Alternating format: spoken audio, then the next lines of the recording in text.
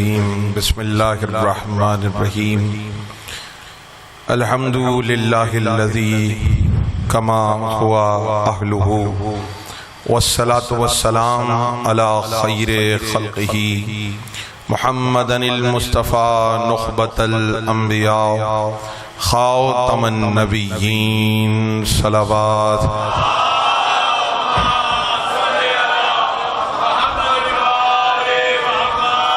ووصیہ وخلیفتہ وصاحب لوائہ سید الاوصیاء امیر المؤمنین علی ابن ابی طالب صلوات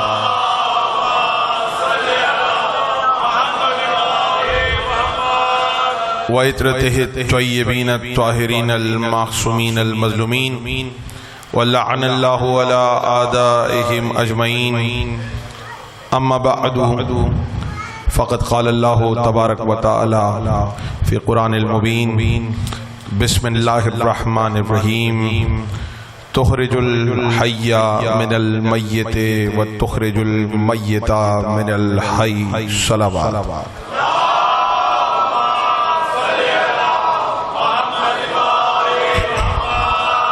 یا لسان اللہ حضرتنی تمام تعریفیں اللہ کے لیے، درود و سلام محمد و آل محمد پر۔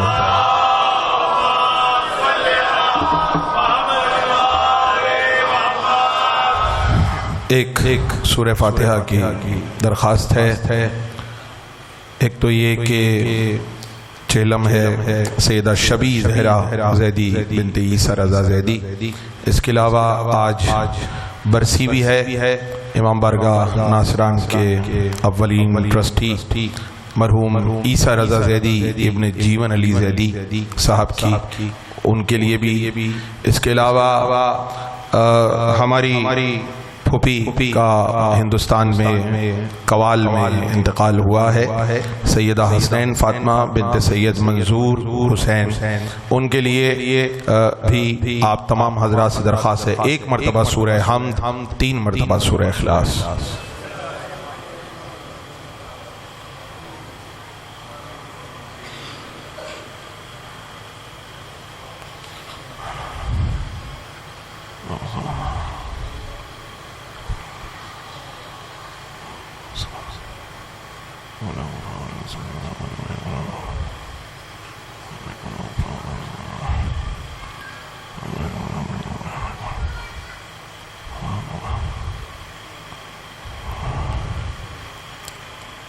صلوات پڑھتے ہیں مل کے محمد والے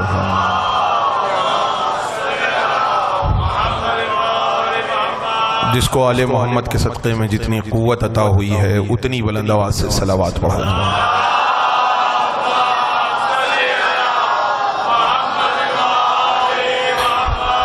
مومن کرام، زندگی اور موت کا فلسفہ کائنات کی سمجھ میں آ کر نہ دیا۔ موت ایک ایسا معمہ ہے کہ جسے کوئی زندہ حل نہیں کر پایا، مر کر ہی سمجھ میں آئے گا موت کیا ہے۔ زندہ لوگوں کی سمجھ میں موت نہیں آتی اور مرنے والوں کی سمجھ میں زندگی آ جاتی ہے۔ زندگی زندہ لوگوں کی سمجھ میں نہیں آتی، مرنے کے بعد ہی سمجھ میں آئے گا کہ زندگی کیا ہے، اور مرنے کے بعد ہی سمجھ آئے گا موت کیا ہے۔ لیکن ایک بات طے ہے، ہم جسے زندگی سمجھ رہے ہیں وہ زندگی نہیں ہے، اور جسے ہم موت سمجھ رہے ہیں وہ موت نہیں ہے۔ دنیا کے لیے موت اور زندگی کا معاملہ کیا ہے یہ کہنا الگ بات ہے، لیکن جو آل محمد کے ماننے والے ہیں ان کی موت نہ عام لوگوں کی موت جیسی ہے، نہ زندگی عام لوگوں جیسی زندگی ہے۔ وجہ یہ ہے کہ قرآن نے جو زندگی اور موت کا فلسفہ بتایا ہے، اگر ہم اس فلسفے کو سمجھ لیں کہ زندگی کیا ہے تو بات آسان ہو جائے، لیکن مسئلہ یہ ہے یہ ایسا سلیبس ہے جو استاد کے بغیر سمجھ میں نہیں آتا. بیدار ہیں, زیادہ زحمت نہیں ہے, آپ کی زحمتوں کا احساس ہے, لیکن اگر آپ میرا ساتھ دیں گے تو آپ کو سننے میں بھی لطف آئے گا, مجھے پڑھنے میں بھی لطف آئے گا. ہرگز میں اکثر و بیشتر کہتا ہوں وہ والی مجلس نہیں پڑھوں گا کہ آپ کو موت سے ڈراؤں, کیونکہ اگر تلقین میں موت سے ڈرایا جاتا تو میں بھی ڈرا دیتا. موت سے ہمارے یہاں ڈر نہیں ہوتا, اہل بیت کے ماننے والے موت سے نہیں ڈرتے. ابھی آپ نے وجی کی زبانی میرا ایک کلام سنا کہ موت علی والوں کی کیسی ہوتی ہے. میرا مولا میری تربت میں چلا آیا ہے, میرا مولا میری تربت میں چلا آیا ہے, اصل میں اب مجھے مرنے کا مزہ آیا.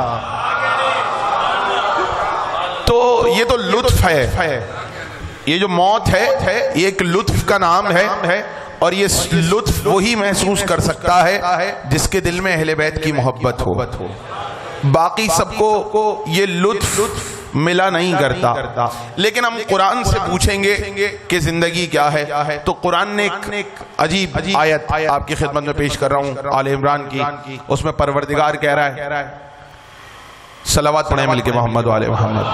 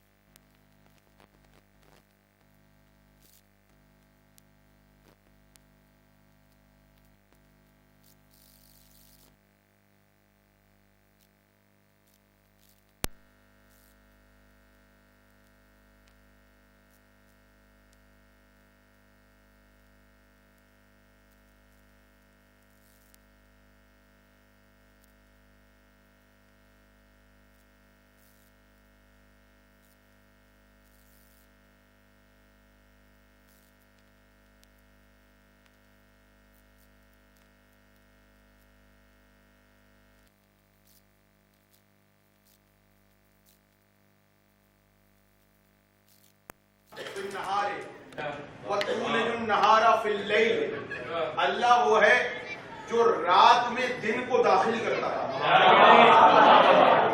جو رات میں دن کو داخل کرتا ہے اور دن میں رات کو داخل کرتا ہے. لفظ سنیے گا, تولج اللیل فی النہار وتولج النہار فی اللیل, جو دن میں رات کو داخل کرتا ہے, رات میں دن کو داخل کرتا ہے. یہ قرآن کی آیت ہے. اب اگلا, تخرج الحی من المیت وتخرج المیت من الحی, اور اللہ وہ ہے جو میت میں سے زندہ نکالتا ہے. بات پہنچ رہی ہے, صلوات پڑھیں مل کے محمد والے محمد. بہت توجہ. قرآن کا فلسفہ, جلدی میرا ساتھ دے دیں اور میں آپ تک آیت پہنچاؤں اور بات تمام کروں. پروردگار کہہ رہا ہے, تولج اللیل فی النہار وتولج النہار فی اللیل وتخرج الحی من المیت وتخرج المیت من الحی. اللہ وہ ہے جو رات میں دن کو داخل کرتا ہے, دن میں رات کو داخل کرتا ہے. اللہ وہ ہے جو رات میں دن کو داخل کرتا ہے, دن میں رات کو داخل کرتا ہے. یعنی جب اللہ چاہے گا تو دن ہوگا, اور جب وہ رات کو دن میں داخل کر دے,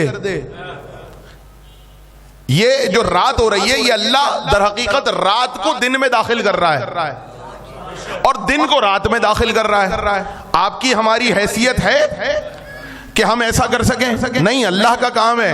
وہ چاہے تو رات کو دن میں داخل کر دے, دن میں رات کو داخل کر دے. گھبرا نہ جائیں تو کچھ کہوں, یہ علی نے ڈوبا سورج نہیں پلٹایا,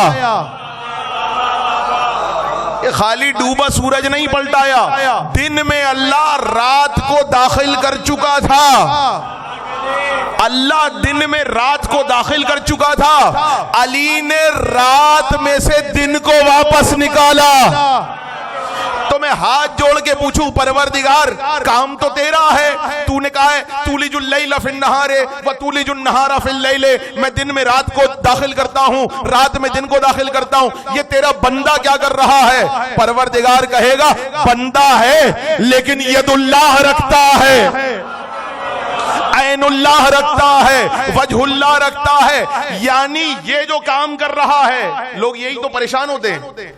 اصل پریشانی کیا ہے؟ اگر آپ نے یہ سمجھا کہ آل محمد کا کام الگ ہے، اللہ کا کام الگ ہے، تو پھر بڑا مسئلہ ہو جائے گا۔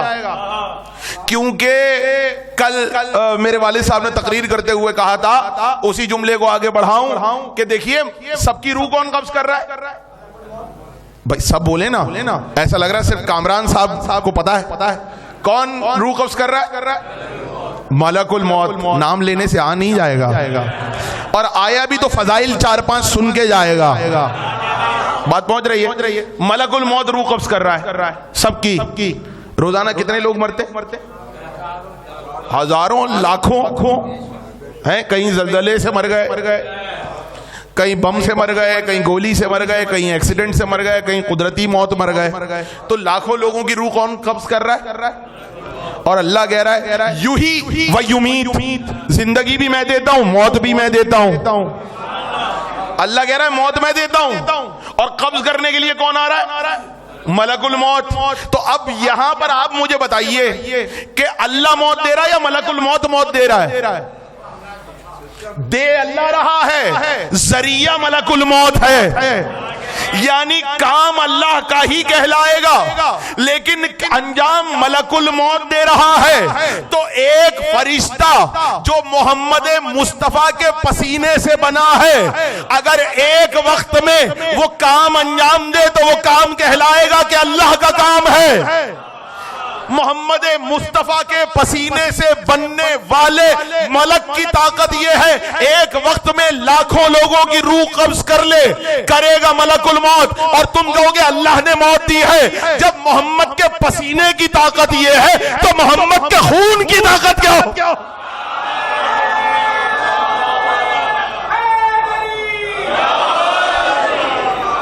جب سرکار کے پسینے کی طاقت، کیسے بنے ہیں فرشتے؟ سرکار کے پسینے سے۔ جب پسینے سے جبریل بنا محمد مصطفیٰ کے، محمد مصطفیٰ کے پسینے سے میکائیل بنا، محمد مصطفیٰ کے پسینے سے اسرافیل بنا، محمد مصطفیٰ کے پسینے سے اسرائیل بنا۔ پسینے کی طاقت یہ ہے کہ روح قبض کر لے۔ کیا ہوا؟ کیسے انتقال ہوا؟ ملک الموت آیا تھا، روح لے کے چلا گیا۔ ملک الموت اس نے موت دی ہے، لیکن کام کس کا کہلائے گا؟ اللہ نے موت دی۔ کیوں نہیں کہتے؟ کیا کام ملک الموت کا ہے اور کہلا کس کا کام رہا ہے؟ یعنی موت وہ دے رہا ہے، وسیلہ ملک الموت ہے۔ توجہ توجہ توجہ، یعنی اللہ نے جب موت کا وسیلہ رکھا ہے تو اس نے کوئی زندگی کا وسیلہ بھی تو رکھا ہوگا۔ بھائی توجہ، پیچھے والے میرے دوست، جب موت کا وسیلہ ہے، موت ملک الموت کے ذریعے دے رہا ہے، یقین ہے کسی کو اعتراض نہیں ہے نا؟ ملک الموت پہ تو ویسے ہی اعتراض نہیں کر سکتے۔ ہاں، اتنا ہیبت والا فرشتہ، اس پر تو ویسے ہی اعتراض نہیں ہو سکتا۔ تو کسی کو اعتراض نہیں ہے کہ بھائی اللہ موت دے رہا ہے لیکن وسیلہ ملک الموت ہے۔ تو جب وسیلے کے بغیر وہ موت نہیں دیتا، وسیلے کے بغیر زندگی کیسے دے گا؟ تو پھر ہمیں کہنے دو، اگر موت کا وسیلہ ملک الموت ہے تو زندگی کے وسیلے کا نام علی ہے۔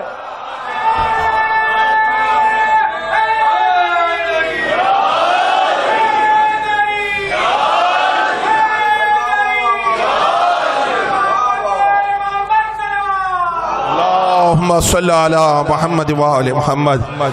اگر موت کے وسیلے کا نام ملک الموت ہے تو زندگی کے وسیلے کا نام علی ہے۔ یہ جملہ میرا یاد رکھیے گا کہ ذل ثقلین نے یہ جملہ کہا تھا کہ موت کا وسیلہ ملک الموت ہے، اللہ کی زندگی دینے کا وسیلہ علی ہے۔ اچھا، یہ حدیث آپ نے علماء سے سنی ہے مولا علی نے فرمایا اس وقت تک کوئی مرتا ہی نہیں ہے جب تک اپنے سرہانے مجھے نہ دیکھ لے. سنا ہے, سب نے سنا ہے نا, بچپن سے سنتے آ رہے ہیں. اس وقت تک کوئی نہیں مرتا جب تک اپنے سرانے مجھ علی کو نہ دیکھ لے. کتاب میرے پاس رکھی ہے, جتنے حوالے کہیں گے اتنے حوالے دکھاؤں گا, جتنے موجود ہوں گے اتنے دکھاؤں گا. صرف مرنے والے کے پاس نہیں, اسی ممبر پہ پڑھ چکا ہوں آج سے کم از کم 5 سال پہلے, اور 5 سال پہلے اسی ممبر پہ میں نے ہی پڑھی تھی. مجھے نہیں معلوم کسی اور نے پڑھی ہو تو کیا کہنے, اور 5 سال بعد میں ہی اسی ممبر پہ پڑھ رہا ہوں. مولا نے صرف علی مرنے والوں کے سرانے نہیں آتے, مولا علی نے فرمایا اس وقت تک کوئی دنیا میں نہیں آتا جب تک مجھ علی کا چہرہ نہ دیکھ لے. دنیا میں بھی نہیں آتا جب تک علی کا چہرہ. اب دیکھ کے سب آئے ہیں علی کا چہرہ, یاد کسی کو نہیں ہے. جب مر کے قبر میں پہنچیں گے تو یاد آئے گا, ارے یہ تو وہی چہرہ ہے جو آتے ہوئے دیکھا تھا. اسی لیے ہم آتے آتے بھی علی علی کرتے ہیں, جاتے جاتے بھی علی علی کرتے ہیں. بیٹھے ہوئے ظہیر صاحب, پرسوں میں نے جملہ کہا تھا, آتے ہیں تو کیا سنتے ہو؟ اذان ایک کان میں, دوسرے کان میں. اچھا, ہمارے بزرگ علماء یہ بھی کہتے ہیں کہ اذان ایک کان میں اقامت اس لیے دیتے ہیں, بہت ساری جگہوں پہ صرف اذان دیتے ہیں, ہمارے یہاں ایک کان میں اذان ایک کان میں اقامت. کیوں؟ ادھر بھی لا الہ الا اللہ محمد رسول اللہ علی ولی اللہ, ادھر بھی لا الہ الا اللہ محمد رسول اللہ علی ولی اللہ. جملہ میرا بھی سن لیجئے, یہ دونوں کانوں میں اس لیے اللہ, رسول اور علی کا نام ڈال دیتے ہیں کہ ایک کان سے سن کے دوسرے کان سے نکل نہ جائے. بولو تاکہ پہچانے جاؤ. نہیں اور آسان کر دوں, دیکھیں شیطان وسوسے پیدا کرتا ہے, کانوں میں پھوکے مارتا ہے, بہکاتا ہے کانوں میں پھوکے مار کے. تو ادھر سے اگر ہم نے ایک طرف سے لوگوں نے سنا دیا تو وہ کہے گا یہ والا ہے کان, اس پہ تو اللہ رسول اور علی کا نام لیا گیا ہے, اس پہ نہیں لیا گیا, اس سے بہکا دو. ہم شیطان کے بہکانے کے لیے کوئی جگہ چھوڑتے ہی نہیں ہیں. ادھر بھی اللہ رسول اور علی, ادھر بھی اللہ رسول اور علی. تو آتے ہوئے کتنے نام سنے؟ سب بولے نا, ایسا لگ رہا ہے کہ صرف ایک نے سنا, سب نے سنے نا. کتنے نام سنے؟ سب بولیں. کتنے نام سنے آتے ہوئے؟ اللہ, محمد اور علی. کیوں بھائی علی کیوں سنا؟ نہ سنتے کہتے مستحب ہے علی کا نام نہ لو. نہیں, اگر علی والا ہے تو تینوں نام سنے گا, اللہ محمد علی, تو 3 نام آتے ہوئے سنے. اب جاتے ہوئے رسول اللہ کی حدیث ہے, اطلب العلم من المہد الی اللحد,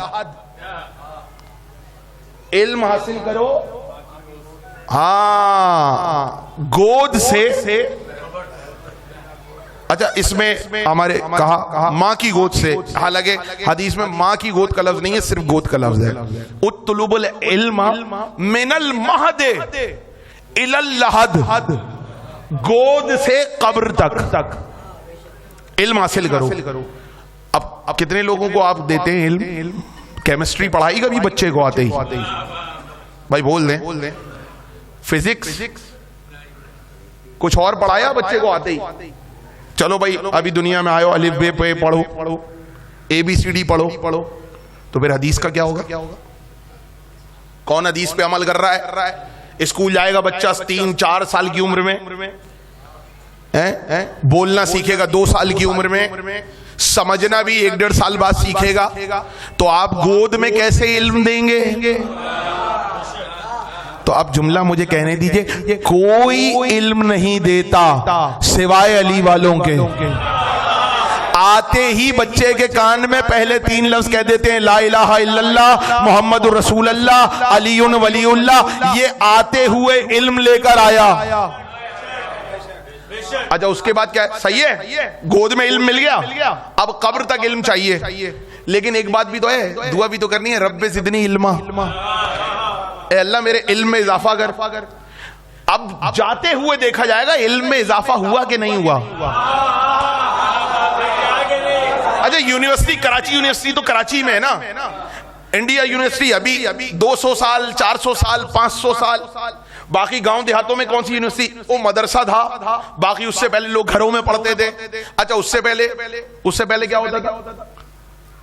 جو لوگ نہیں پڑھے لکھے اور دنیا سے چلے گئے تو وہ تو حدیث پہ عمل نہیں کر پائے, نہ گود میں علم لیا, نہ جاتے جاتے علم لیا. کیوں؟ کس کے پردادا نے پی ایچ ڈی کی تھی؟ بتاؤ تو ذرا. ہمارے دادا پردادا نے پی ایچ ڈی تو نہیں کی تھی سرکار, لیکن علم لیا کہ نہیں لیا سوال ہوگا. تو آتے ہی گود میں علم ملا, لا الہ الا اللہ محمد رسول اللہ علی ولی اللہ. اب دعا کی پوری زندگی, رب زدنی علما, علم میں اضافہ کر, علم میں اضافہ کر, علم میں اضافہ کر.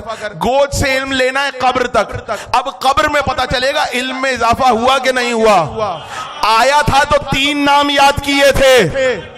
قبر میں پہنچا, شانہ ہلا کے کہا تیرا پہلا امام علی ہے, تیرا دوسرا امام حسن ہے, تیرا تیسرا امام حسین ہے, چوتھا امام زین العابدین ہے, پانچواں محمد باقر ہے, چھٹا جعفر صادق ہے, ساتواں موسی کاظم ہے, آٹھواں علی رضا ہے, نویں محمد تقی ہے, 10ویں علی نقی ہے, 11ویں امام حسن عسکری ہے, 12ویں مہدی ہے. تو سن لو علم کس کا اضافے کے ساتھ گیا ہے. آیا تھا 3 نام یاد کیے تھے, گیا ہے 14 کے نام سنا کے.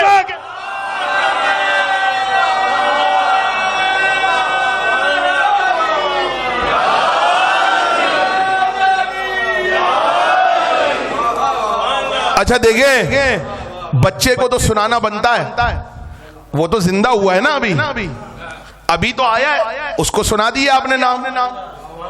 یہ مرنے کے بعد آنکھیں بند, ڈاکٹر کیا کہتے ہیں جب کسی کا انتقال ہوتا ہے بھائی؟ فوراً کیا کریں گے؟ پہلا کام آپ لے کے جائیں, کسی کی سانسیں رک گئی, ہاسپٹل لے کے جائیں, وہ سب سے پہلے دل کی دھڑکن چیک کریں گے. کہنے لگے جی ای سی جی, الیکٹرانک کارڈیوگرام نہیں آ رہا, دل کی دھڑکن نہیں ہے. بی پی چیک کریں گے, 0 بی پی, پلس ہے ہی نہیں, آکسیجن کا لیول کا پلس بھی نہیں ہے, آکسیجن بھی نہیں ہے, کچھ بھی نہیں ہے. بڑے ہاسپٹل لے کے گئے, کہنے لگے بھائی چیک کرو. انہوں نے فوراً چیک کیا, کہنے لگے نہیں دماغ کام نہیں کر رہا. آنکھیں چیک کر کے دیکھ, آنکھوں میں روشنی نہیں, گیا, آنکھیں کام چھوڑ چکی. کان, کہنے لگے جب دل ہی رک گیا, کیونکہ دل کا کام ہے سب کو خون دینا. دل دماغ کو خون دے گا, دل کانوں کو خون دے گا, دل آنکھوں کو خون دے گا, دل ہاتھوں پیروں کو خون دے گا. جہاں جہاں خون جاتا رہے گا وہ اس سے کام کرتا رہے گا. ڈاکٹر نے کہا بھائی دل ہی بند ہو گیا نا, تو اب دماغ میں خون نہیں جا رہا تو دماغ مر گیا. کان میں نہیں جا رہا, کان نے کام چھوڑ دیا. آنکھوں میں نہیں جا رہا, آنکھوں نے دیکھنا چھوڑ دیا. زبان پہ نہیں جا رہا, زبان نے بولنا چھوڑ دیا. سائنس کیا کہہ رہی ہے؟ ختم بندہ, کچھ کام نہیں کر رہا جسم میں. ہم نے نہلایا, نہلانے کے بعد کفن پہنایا, کفن پہنانے کے بعد لے کے گئے, ٹھہر کے لے کے گئے. قبر میں جنازہ رکھنے کے بعد ایک بندہ آگے بڑھا اور ادھر سے دونوں بازو پکڑے اور ہلا رہا ہے. سن لے بھائی, سن اور سمجھ. ارے بھائی کیا سنا اور سمجھا رہے ہو؟ آنکھیں دماغ کان سب بند ہو گئے. کہنے لگے وہ ہوتے ہوں گے عام لوگوں کے. بھائی بولو تاکہ پہچانے جاؤ. عام لوگوں کے آنکھیں دماغ بند ہوتے ہوں گے, یہ علی والا ہے. تو کہنے لگے یہ سنے گا بھی, سمجھے گا بھی اور بولے گا بھی. کیسے بولے گا؟ کہا ابھی تو ہم نے کہہ دیا سن اور سمجھ. اسمعی فمی لیڈیز کے لیے, اسمعی فمی سن اور سمجھ. اس کے بعد کہا وقل فی جوابہما, ان دونوں کو جواب دینا. تو بولا بھی, سنا بھی, سمجھا بھی. کیوں بھائی, کیوں بولا؟ تلقین کیوں کر رہے ہو سکتا ہے پلٹ کے کہے ذل ثقلین صاحب عام مردہ ہوتا تو تلقین نہیں کرتے, یہ علی والا ہے, قبر میں جا کے بھی یہ مرتا نہیں ہے, زندہ رہتا ہے. بھائی یہی تو فلسفہ سنانا تھا. تقریر ختم ہو گئی.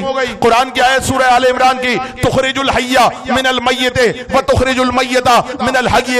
اللہ وہ ہے جو زندہ میں سے مردہ نکالتا ہے, مردہ میں سے زندہ نکالتا ہے. ایک شخص امام کے پاس پہنچا, کہنے لگا مولا اس کا مطلب کیا ہے؟ مولا نے کہا تم کیا سمجھے؟ کہنے لگا مولا سمجھ میں آ رہا ہے, کبھی کبھار ایسا ہوتا ہے کہ کوئی خاتون مر جاتی ہیں لیکن بچہ زندہ آ جاتا ہے دنیا میں, تو یہ مردے میں سے زندہ نکلا. کبھی کبھار ایسا ہوتا ہے کہ مردہ بچہ پیدا ہوتا ہے تو زندہ میں سے مردہ نکلا. اس قرآن کی آیت کا یہ مطلب ہے کہ اللہ زندہ میں سے مردہ نکالتا ہے, مردے میں سے زندہ نکالتا ہے. یہی مطلب بنتا ہے نا بھائی, اس کے علاوہ کوئی طریقہ؟ تخرج الحی من المیت و تخرج المیت من الحی. مولانا نے فرمایا یہ تو عام لوگوں کا ہے. کہ مولا پھر اس آیت کا مطلب کیا ہے؟ مولا نے فرمایا صحیح مطلب بتاؤں برداشت کر لے گا؟ کہ مولا بتائیے. کہ اللہ نے اس میں زندہ ہمارے شیعہ کو کہا ہے, مردہ ہمارے دشمنوں کو کہا ہے. کہ مولا پھر بات کیا بنی؟ مولا نے فرمایا کبھی کبھار ایسا ہوتا ہے اللہ ہمارے چاہنے والوں مومن کی نسل میں کافر پیدا کرتا ہے, کافر کی نسل میں مومن پیدا کرتا ہے. اس کا یہ مطلب ہے. کہ مولا اس کا مطلب کیا ہے؟ مولا نے فرمایا حی سے مراد ہمارا چاہنے والا ہے, میت سے مراد ہمارا دشمن ہے.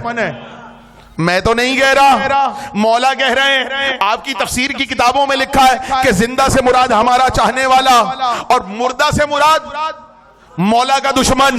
تو اب سمجھ میں آ گیا نا کہ زندہ کون ہے اور مردہ کون ہے. جس کے دل میں اہل بیت کی محبت نظر آئے قبر میں جا کے بھی زندہ ہے, اور جس کے دل میں ان کا بغض ہے چلتے پھرتے بھی مردہ ہے. نہیں ٹھہر جاؤ, بات واضح کر دوں. وہ میں نے کیا کہا کہ اللہ جو ہے زندہ کرتا ہے, اللہ ہی موت دیتا ہے. طے ہے ملک الموت کے ذریعے موت دے رہا ہے, زندہ کر رہا ہے علی کے ذریعے. یقین ہے آپ کو؟ اسی لیے تو کوئی آیا مولا اس کو زندہ کر دے, مولا نے ٹھوکر ماری, وہ زندہ. کیوں؟ عیسیٰ زندہ کر سکتے ہیں, فخر عیسیٰ زندہ نہیں کر سکتا. علی فخر عیسیٰ ہیں بھائی, فخر عیسیٰ اوجب ہے کہ زندہ کر دے. تو اب بات آگے بڑھی. انہوں نے کہا بھائی اس کا مطلب کیا ہے؟ کہنے لگے دیکھیے جی زندہ ہے, یہ اس لیے زندہ ہے کہ اس کی زندگی کا نام علی ہے. اچھا آپ نے ایک محاورہ سنا ہوگا, ابھی بہت لکھا ہوا نظر آئے گا آپ کو. محبت زندگی ہے, سنا ہے؟ اور انگلش میں کیا کہتے ہیں اسے؟ ہاں ارسلان صاحب نے بتایا لو از لائف. سب کو یاد ہے یہ جملہ صحیح ہے, لیکن دو لفظ اس میں غلط ہے. اس میں ایڈیشن ہوگا پھر صحیح ہے. یہ نہ اسلام کا جملہ ہے نہ یہ حدیث ہے, یہ کچھ بھی نہیں ہے. محبت زندگی ہے, لو از لائف, یہ جملہ کوئی ہے ہی نہیں. اب جملہ میرا سنیے گا, میں جو جملہ آپ کو ممبر پہ بتا رہا ہوں ذمہ داری سے قرآن اور حدیث کے حوالے سے, اور اس پہ قرآن کی آیت سنا کے جاؤں گا. محبت زندگی نہیں ہے. ضائع تو نہیں کریں گے پیچھے والے میرے دوست؟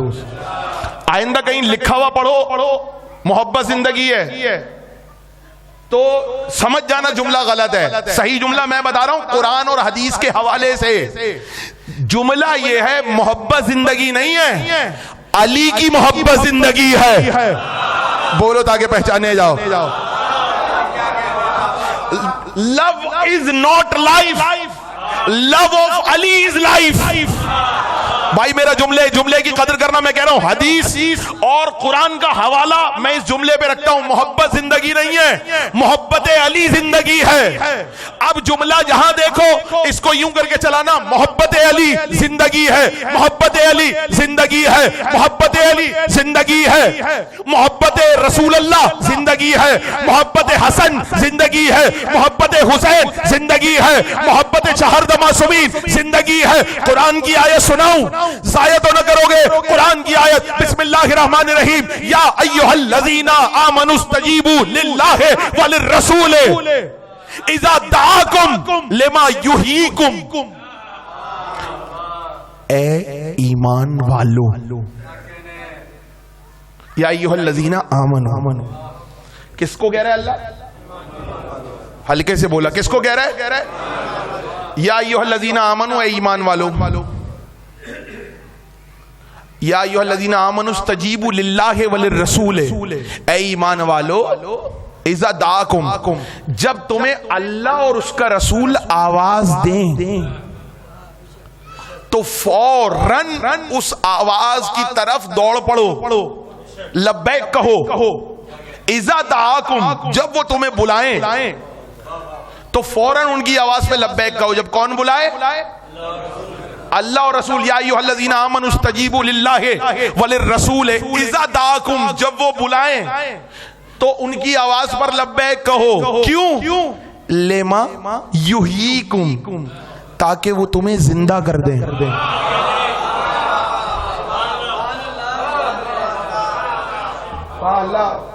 قرآن یہ جو آیت ہے قبرستان کے لوگوں سے کہہ رہا ہے. قبرستان میں پڑھنے کی آیت ہے. السلام علیکم یا اہل القبور کے بعد کہہ رہا ہے اللہ کہ جب اللہ کا رسول اور اللہ تمہیں بلائیں تو ان کی آواز میں فوراً لبیک کہو تاکہ وہ تمہیں زندہ کر دیں. پروردگار یہ قبرستان میں پڑھنی آیت نہیں. کس سے مخاطب ہے؟ ایمان والوں سے. کون؟ رسول جن سے کہہ رہے ہیں. اللہ ان کو مسلمانوں سے, ایمان والوں سے کہہ رہا ہے جب اللہ اور اس کا رسول تمہیں بلائیں تو فوراً ان کی آواز میں لبیک کہنا تاکہ وہ زندہ کر دیں. کیوں پروردگار یہ زندہ نہیں ہے؟ بھائی مردے کو زندہ کیا جاتا ہے, زندے کو کون زندہ کرے گا؟ میں کہوں آؤ بھائی میں تم لوگوں کو زندہ کر دوں, لوگ کہیں گے ذل ثقلین دماغ خراب ہو گیا ہے. مردوں کو زندہ کیا جاتا ہے, ہم تو زندہ ہیں. لیکن قرآن کہہ رہا ہے جب اللہ اور اس کا رسول تمہیں بلائے تو فوراً جانا تاکہ وہ تمہیں زندگی عطا کرے. یعنی اس کا مطلب اس وقت تک جب تک وہ تمہیں بلا کے زندہ نہ کر دے تم مردہ ہو. بھائی قرآن پڑھ رہا ہوں, حدیث نہیں ہے. قرآن ہے جب تک وہ تمہیں بلائیں گے اور پھر تم ان کی آواز پہ لبیک کہو گے تو وہ تمہیں زندگی عطا کریں گے. امام سے پوچھا گیا سمجھ میں نہیں آیا اللہ زندوں کو کیسے زندہ کرے گا؟ میرے مولا نے فرمایا توجہ, یہ آیت اس وقت اتری جب غدیر میں رسول نے علی کو مولا بنایا اور کہا جو آگے نکل گئے پیچھے بلاؤ, جو پیچھے ہیں آگے بلاؤ. قرآن کی آیت آئی جب اللہ اور اس کا رسول تمہیں بلائے تو فوراً جانا تاکہ وہ تمہیں ولایت علی کے ذریعے زندہ کر دے.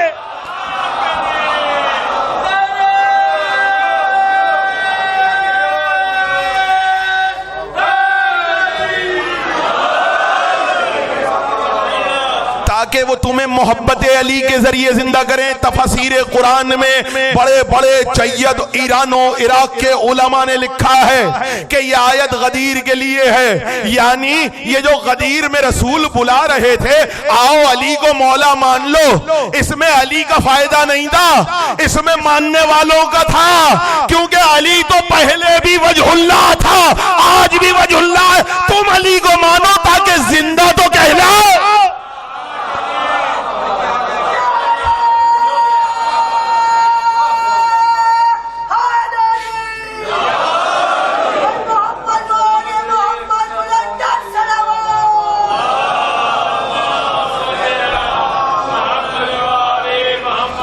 بھائی تم زندہ تو کہلاؤ. تو اللہ اور رسول نے زندگی عطا کرنے کے لیے غدیر رکھی ہے. تو اب اس آیت کے بعد طے ہو گیا محبت علی زندگی ہے. جو علی سے محبت رکھتا ہے وہ زندہ ہے, جو علی سے محبت نہیں رکھتا وہ زندہ نہیں ہے. کہاں بیٹھے ہیں؟ ایک دن مولا علی اور جناب سیدہ دونوں آمنے سامنے بیٹھے ہوئے تھے. دونوں نے ایک دوسرے پر مفاخرہ و مباحات شروع کی, فخر و مباحات. جیسے ہی کرنے لگے وہ اپنے فضائل سناتی, علی مسکراتے. علی اپنے فضائل سناتے, وہ مسکراتی. میں نے کیا کہا؟ زندگی کا نام علی ہے. علی کی زندگی محبت ہے, محبت علی زندگی ہے. یاد ہو گیا نا؟ اب جہاں بھی دیکھیں گے محبت زندگی ہے تو اس میں محبت کے بعد علی کا نام ضرور لکھ دیجئے گا. محبت علی زندگی ہے. مولا واپس آ رہے تھے نہروان سے, ایک ٹوٹا پوٹا راستے میں محل تھا, ٹوٹا پوٹا ہوا محل. مولا پہنچے, انہوں نے فرمایا ایک دیوار گری ہوئی تھی, کہ یہاں پر بادشاہ کا تخت تھا, یہاں پر اس کے وزراء بیٹھتے تھے. پھر آگے بڑھے, یہاں پر اس کے اور دیگر مشیر بیٹھا کرتے تھے. یہ حصہ اس کے غلاموں کا تھا. یہاں پر اس کے حرم رہا کرتے تھے. یہاں پر اس کی جو کنیزیں تھیں وہ رہا کرتی تھیں. اب ایک ایک چیز بتاتے جا رہے ہیں. اچانک کسی نے حیران ہو کے کہا مولا آپ تو ایسے بتا رہے ہیں کہ یہ ہزاروں سال پہلے کا محل آپ نے دیکھا ہوا ہے؟ نہروان، اچھا پورا لشکر ساتھ ہے، پورا لشکر دیکھ رہا ہے، مولا علی بتا رہے ہیں اس جگہ یہ تھا. اچھا دیواریں گر چکی تھی، کچھ آدھی ٹوٹ گئی تھی. انہوں نے بتایا وہ جگہ میدان میں جہاں وہ ملبہ پڑا ہوا ہے، ادھر اس کے وزراء بیٹھتے تھے، ادھر کنیزیں بیٹھتی تھیں، ادھر ان کے لیے کھانا چنا جاتا تھا، ادھر یہ ہوتا تھا، ادھر یہ ہوتا تھا. تو لشکر والے کہنے لگے علی ایسے بتا رہے ہیں کہ جیسے علی نے دیکھا ہے. تو کسی نے یہ بھی کہہ دیا اب بتا رہے ہیں، ہمیں کیا معلوم ایسا تھا کہ نہیں تھا. جب لوگوں نے یہ کہا نا ہمیں کیا معلوم ایسا تھا کہ نہیں تھا، تو ایک بار مولا علی نے جملہ سن لیا. مولا نے فرمایا کہو تو تمہیں اسی بادشاہ سے پوچھوا دوں. بولو تاکہ پہچانے جاؤ. جو ہزاروں سال پہلے یہاں پہ بادشاہ رہتا تھا، کہو تو اسی بادشاہ سے پوچھوا دوں. کہنے لگے علی وہ بادشاہ کہاں سے آئے گا اور ہم کیسے مان لیں وہ بادشاہ ہے؟ کہنے لگے خود تمہیں پتا چل جائے گا وہ بادشاہ ہے کہ نہیں ہے. پہنچے کہ اس جگہ ذرا ملبے میں کھدائی کرو. اور وہ ملبہ ہٹایا لشکر والوں نے. اب جو ملبہ ہٹایا تو ایک کھوپڑی نکلی. کھوپڑی نکلی. کل لا کے ادھر رکھ دو. مولا نے فرمایا یاد ہے نا میں نے کیا بتایا تھا؟ کہا ہاں. مولا کھوپڑی سامنے رکھی گئی. مولا نے کھوپڑی کی طرف اشارہ کیا. ایک بار آواز آئی السلام علیک یا امیر المؤمنین. مولا نے فرمایا بتا تو کون ہے؟ کھوپڑی سے آواز آئی میں اس خرابے میں کبھی بادشاہ بن کے بیٹھا کرتا تھا. کھوپڑی سنا رہی ہے اپنا حال. کھوپڑی اپنا حال سنا رہی ہے. میں اس خرابے میں بادشاہ بن کے بیٹھا کرتا تھا. نام کیا ہے تیرا؟ کہ پرویز بن ہرمز. کہ پھر کہ میں نے 1000 شہروں کو فتح کیا. 1000 دنیا کے بادشاہوں کو قتل کیا. میں نے 1000 نکاح کیے. میں نے ہزاروں لاکھوں لوگوں کو موت کے گھاٹ اتارا. میں نے دنیا میں جہاں جہاں سونا چاندی ہیرے جواہرات تھے سب جمع کر کے لے آیا. مولا نے فرمایا اب کس حال میں ہے؟ کہ اس حال میں ہوں کہ 70,000 فرشتے اللہ نے مجھ پر مسلط کیے ہیں جو آگ کا گرز ہاتھ میں رکھتے ہیں. وہ گرز مارتے ہیں، آگ مجھے جلاتی ہے، میں مر جاتا ہوں، پھر زندہ ہوتا ہوں، پھر گرز مار دیتے ہیں. پھر گرز لگتا ہے، پھر مر جاتا ہوں، پھر زندہ ہوتا ہوں، پھر گرز مارتے ہیں. 70,000 فرشتے چاروں طرف سے آگ کے گرز لے کر مجھے مارتے ہیں. سانپ اور بچھو جتنے بدن پہ بال ہوتے ہیں میرے اوپر مسلط ہیں جو ہر وقت مجھے ڈستے رہتے ہیں. اچھا اب لشکر والوں کو دیکھا. پہلے تو کھوپڑی بول رہی تھی، اس پر ہی حیران تھے. اب جو اس نے کانپ کر اپنا حال بتایا، لشکر والوں کا حال خراب ہو گیا. فرشتے گرز مارتے ہیں، زندہ ہونے کے بعد وہ مر جاتا ہے جل کے، اس کا پھر زندہ ہو جاتا ہے. مولا نے کہا بس. مولا نے کہا بتا تو کہاں بیٹھا کرتا تھا؟ کھوپڑی نے بتانا شروع کیا یہ سامنے میرا تخت تھا، ادھر وزراء بیٹھتے تھے، ادھر کنیزیں تھیں، ادھر غلام تھے، ادھر کھانے کا اہتمام ہوتا تھا. اب وہی تفصیلات جو مولا نے بتائی تھی وہی اس کھوپڑی نے بتائی. مولا نے کہا اس کھوپڑی کو لے جا کے واپس وہیں پہ رکھ دو. کہاں بیٹھے ہیں؟ ابھی تو میں نے بتایا تھا اللہ موت دیتا ہے ملک الموت کے ذریعے. زندگی کا وسیلہ علی ہے. اگر دشمن خدا کو بھی زندہ کرنا ہوگا تو علی ہی کریں گے. کبھی سزا پوچھنے کے لیے، کبھی سزا پڑھانے کے لیے. بھائی ہلکے سے سنا. آپ کہیں گے ذل ثقلین صاحب کیسی آپ روایات منبر پہ آ کے سنا دیتے ہیں. اب کھوپڑی کہاں بات کرتی ہے اور اس سے ہمیں کیا فائدہ ہوگا؟ آپ نے کھوپڑی والا معجزہ سنا دیا، اس سے ہمیں اس دور میں 2023 میں کیا فائدہ ہوگا؟ ہمارا کیا فائدہ بھائی؟ کھوپڑی سے علی نے بات کی اور علی نے کھوپڑی سے سوال کیے، کھوپڑی نے جواب دیا. ہمیں اس میں کوئی فائدہ نہیں ہے. یہ سنانے کا مقصد کیا ہے؟ اور ہم ایسی باتوں کو مانتے بھی نہیں ہیں کہ کھوپڑی علی سے بات کرے گی. اس میں کوئی ہمارا فائدہ نہیں ہے، نہ اس سے ہمارے اعمال بہتر ہوں گے. کیوں بہتر تو ہوں گے. کھوپڑی نے بات کر کے بتایا نا کہ اگر تم نے اللہ والوں کو نہیں مانا تو ہوگا کیا؟ آگ کے گرز پڑیں گے. تو بتایا تو درس تو اس میں بھی ہے. تو جملہ سن لو, جو لوگ معجزے پہ اعتراض کرتے ہیں نا کہ اماموں کے معجزے نہ سنایا کرو, ان کو بتا دوں معجزے سے ہی سمجھ میں آئے گا زندگی کیا ہے اور موت کیا ہے. علی نے بتایا. اچھا پڑھا کیوں میں نے وہ بتا رہا ہوں. کتنے لوگ کربلا گئے؟ سب ہاتھ اٹھا دیں تاکہ دوبارہ جائیں, اور باقی اس لیے اٹھا دیں کہ مولا انہیں بلا لیں. سب جو نہیں گئے مولا ان کو لے کے جائیں, اور جتنے گئے وہ دوبارہ جائیں. ممبر پہ کیوں سنا رہا ہوں, وجہ سنا کیجئے اور محفوظ کیجئے گا وجہ. مولا علی کی 7 زیارتیں لکھی ہیں مفاتیح الجنان میں, مسجد سے اٹھا کے لائیے, آپ کو 7 زیارتیں سناتا ہوں. 7 زیارتیں پڑھنی ہیں مولا علی کے روضے پہ جا کے. ان 7 زیارتوں میں ایک زیارت کا ایک جملہ سنا رہا ہوں. السلام علی مکلم الجمجمہ بن نہروان. کہاں بیٹھے ہو بولو تاکہ پہچانے جاؤ. حکم ہے کہ جب مولا علی کے روضے پہ جاؤ اور زری پہ کھڑے ہو کر زیارت پڑھو, تو یہ زیارت آل رضا بھائی جاتے رہتے ہیں, عشرت بھائی جاتے رہتے ہیں, قافلوں میں وہاں پہ جاتے ہیں, روز جاتے ہیں. 7 کی 7 زیارتیں پڑھنا ترجمے کے ساتھ. زیارت کا جملہ ہے السلام علی مکلم الجمجمہ بن نہروان. علی کی قبر پہ کھڑے ہو کے سب نے کہنا ہے اس پر سلام ہو جس سے نہروان میں کھوپڑی نے باتیں کی تھی.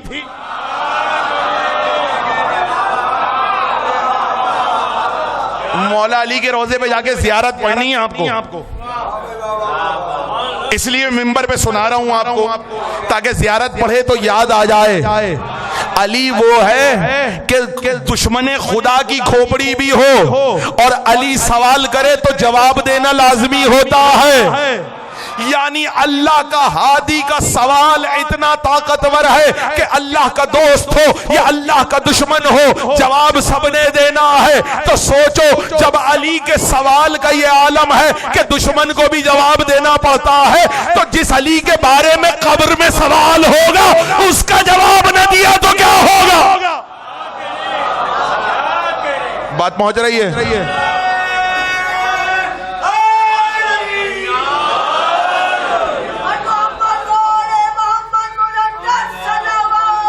اللہم صلی علی.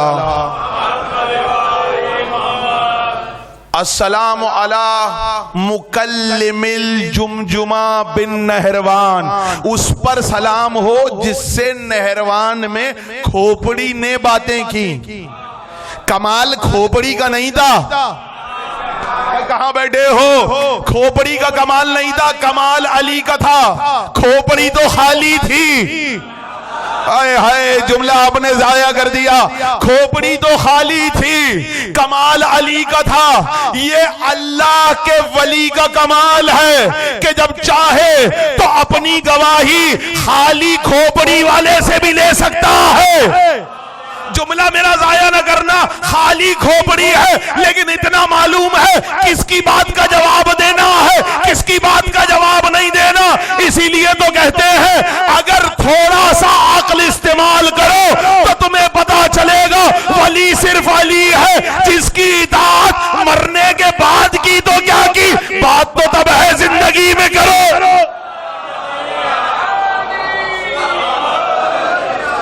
زندگی میں بات کر لو. یہ سامنے کی باتیں. کبھی صرف موضوع رکھیے زیارت امیر المومنین. میں آپ کو صرف زیارت امیر المومنین 7 زیارتوں پہ تقریر کروں. خدا کی قسم مولا علی کی 7 زیارتیں جو نجف میں جا کے پڑھنے کا حکم ہے کہ مولا علی کے روضے پہ پڑھو, اس پہ کم سے کم 70 مجلسیں ہو سکتی ہیں. 70 مجلسیں کم سے کم ہوں گی 7 زیارتوں پہ. اتنے فضائل ہیں زیارتوں میں. لوگ کہتے ہیں علی کے فضائل ختم ہو گئے. کیوں؟ جا کے کہہ دو وہاں پر کہ نہیں ہم معجزے کی بات ہی نہیں کرتے. مولا علی کے روضے پہ جاؤ گے تو وہاں پہ معجزہ علی کے سامنے علی کا معجزہ سنانا پڑے گا. علی کے سامنے علی کا معجزہ سنانا پڑے گا. تو اب مرضی ہے, اگر چاہتے ہو مولا جلدی بلا لیں تو یہاں پر سنو. بھائی معجزہ نہیں سنا تو کچھ نہیں سنا. معجزہ, اچھا یہ بھی میں بتا دوں, میں اکثر کہتا ہوں, میں نے اس پورے محرم مختلف جگہوں پہ یہ تقریر میں پیغام دیا ہے اور آج پھر دے رہا ہوں. بہت سارے نئے چہرے نظر آ رہے ہیں. ابھی نعرہ لگایا انہوں نے, نعرہ حیدری, کتنے سارے لوگوں نے لگایا. اکثر و بیشتر ایک نعرہ لگتا ہے, دونوں ہاتھ بلند کر کے, کس کی پہچان کے لیے؟ ہاں, حلالی کی پہچان کے لیے. سمپل سی بات لگتا ہے نا. تو بہت سارے لوگ منہ بناتے ہیں, کہتے ہیں لیجئے جناب. اب مجلس میں تو حلالی آئیں گے. اب مجلس میں اس نعرہ لگانے کی کیا ضرورت ہے کہ حلالی کی پہچان کے لیے دونوں ہاتھ بلند کر کے نعرہ حیدری؟ اس کی مجلس میں کیا ضرورت ہے؟ نہ لگائیں, بالکل نہ لگائیں, خبردار, کوئی نہ لگائے آج کے بعد. لیکن ایک روایت سن لیں, پھر مرضی آپ کی, لگائیں کہ نہ لگائیں. اعتراض کرنے سے پہلے یہ دیکھ لیا کریں کہ اعتراض کس پر ہو رہا ہے. یہ اعتراض کہ حلالی کی پہچان کے لیے علی کے نام کا نعرہ لگاؤ, یہ علی پر اعتراض بن جائے گا. پہلے علم حاصل کر لیں, علم حاصل کرنے کے بعد پھر سے اٹھائیں مفاتیح الجنان اور مولا علی کی 7 زیارتوں سے پہلے ایک دعا لکھی ہے. دعا بتاؤں, سارے لوگ محفوظ کریں گے. حکم یہ ہے کہ جیسے ہی نجف میں اترو اور نجف میں اترنے کے بعد تمہاری پہلی نظر علی کے گنبد پہ پڑے, فوراً دونوں ہاتھوں کو اٹھاؤ. ہاں, فوراً دونوں ہاتھوں کو اٹھاؤ اور کہو الحمدللہ الحمدللہ علی ما اختصنی بہ من طیب المولد. کہاں پڑھنی ہے دعا؟ مولا علی کے روضے پہ نظر پڑتے ہی, جیسے ہی نجف میں گنبد پہ نظر پڑے دونوں ہاتھ اٹھاؤ. اب آپ کی مرضی ہے, مجلس میں نعرے میں اٹھائیں نہ اٹھائیں, آپ کی مرضی ہے. آپ مجلسوں میں یہ نعرہ لگائیں کہ نہ لگائیں, آپ کی مرضی ہے. میں تو نجف کا سنا رہا ہوں. مفاتیح الجنان شیخ عباس قمی, ان کی کتابیں نجف, ایران, عراق کے علماء اپنے سروں پر رکھتے ہیں. انہوں نے جملہ لکھا, جیسے علی کے روضے پہ زری پہ گنبد پہ نظر پڑے فوراً اٹھاؤ دونوں ہاتھوں کو, کہو الحمدللہ علی ما اختصنی بہ من طیب المولد. اس اللہ کی حمد ہے جس نے مجھے پاک ولادت کا بنا کے علی کے در سے متصل کیا.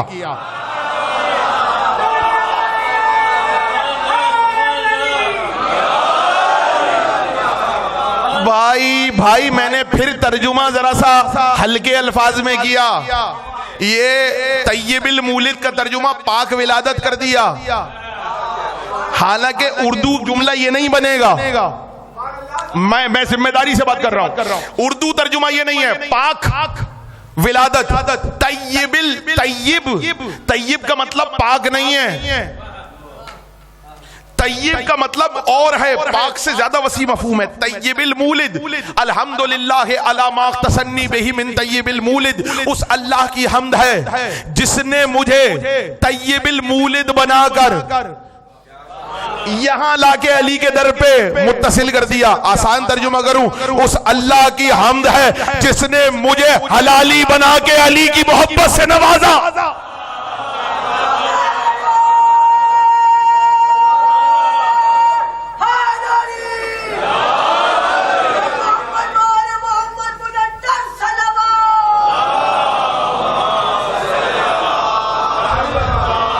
یعنی نجف میں جا کے, بھائی شکریہ تو آپ یہاں پہ بھی ادا کر سکتے ہیں, لیکن نجف میں جا کے علی کے گنبد کو دیکھ کے دونوں ہاتھ اٹھا کے, جو یہاں پہ ہاتھ نہیں اٹھائے گا نہ اٹھائے, مجلس میں اٹھے نہ اٹھے نجف میں تو اٹھاؤ گے. اب اگر تم یہ سوچ لو کہ یہاں پر علی آئے ہیں تو یہاں پر بھی اٹھا لو گے, اور ہاتھ اٹھا کے کہو الحمدللہ علی ما اختصنی بہ من طیب المولد. اس اللہ کا حمد ہے, اس اللہ کی حمد ہے جس نے مجھے حلالی بنا کے علی کی محبت کے ساتھ جوڑ دیا. جملہ ضائع نہ کرنا, اس دعا نے بتا دیا یہ اللہ کا شکر ہے کہ اس نے تمہیں حلالی بنایا, ورنہ علی سے محبت دل میں نہیں آتی.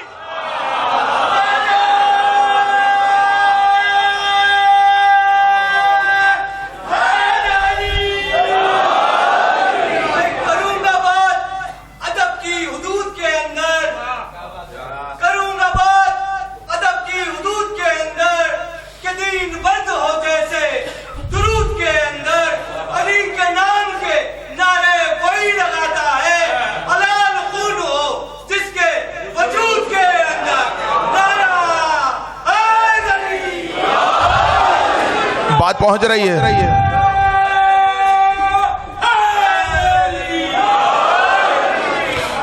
ہاں ایک شخص آیا, بات آ گئی تو عرض کر دوں, بیدار ہیں؟ کچھ دل میں ٹھنڈک محسوس ہو رہی ہے علی کی محبت کی؟ ہونی چاہیے. اب رجب میں علی کا ذکر نہ سنیں گے تو کب سنیں گے؟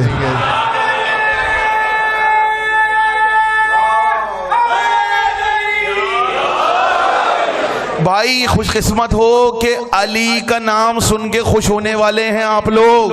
چہروں پہ مسکراہٹ آ جاتی ہے, ورنہ کوئی اپنے دادا پردادا کے فضائل پڑھے تو ایک کے دادا کے فضائل دوسرا بندہ نہیں سنتا. وہ کہے گا میرے دادا ایسے, وہ کہے گا میرے دادا ایسے, وہ کہے گا میرے دادا ایسے. پوری دنیا اپنے داداؤں پہ لڑ رہی ہے, حالانکہ یہ بھی نہیں پتا کہ وہ دادا ہے کہ نہیں ہے.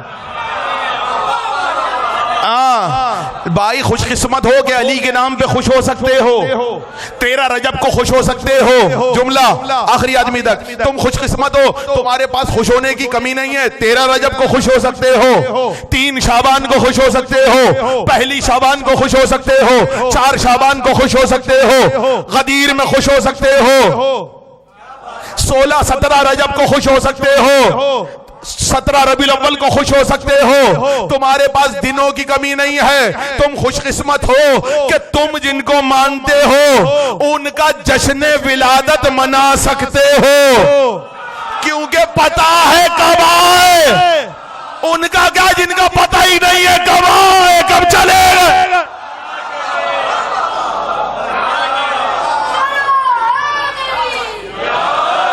بھائی خوش قسمت قوم ہیں آپ. اب رجب میں نہیں سنیں گے علی کا ذکر تو کب سنیں گے؟ علی کا ذکر تو ضروری ہے. کیا کہا؟ ایک شخص آیا امام صادق کے پاس,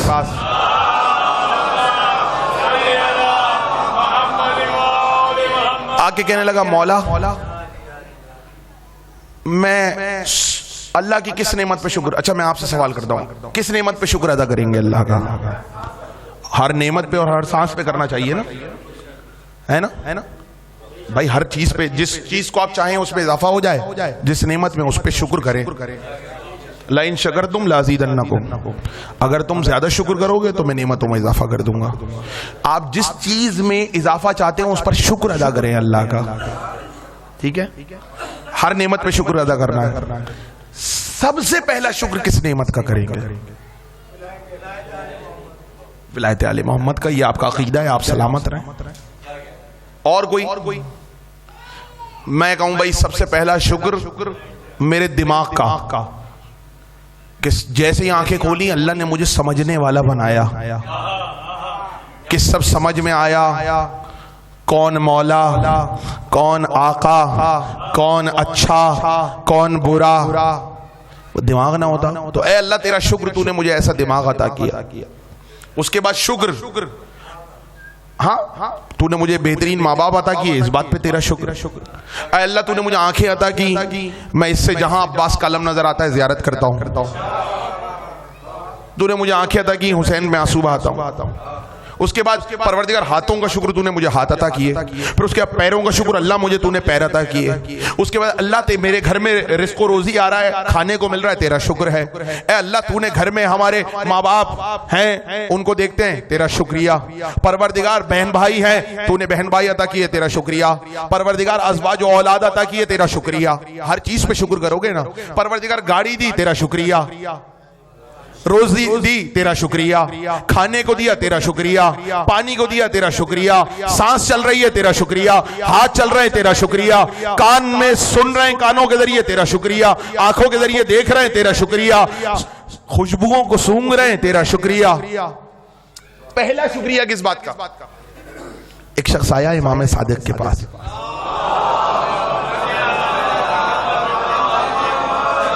کہنے لگا مولا اللہ نے اتنی نعمتیں دی ہیں, میں سب کا شکر ادا کرتا ہوں, لیکن سب سے پہلے کس بات کا شکر ادا کروں؟ سب سے پہلے کس بات کا شکر ادا کروں؟ جملہ میرا نہیں ہے، آپ کی مرضی، بولیں گے نہ بولیں۔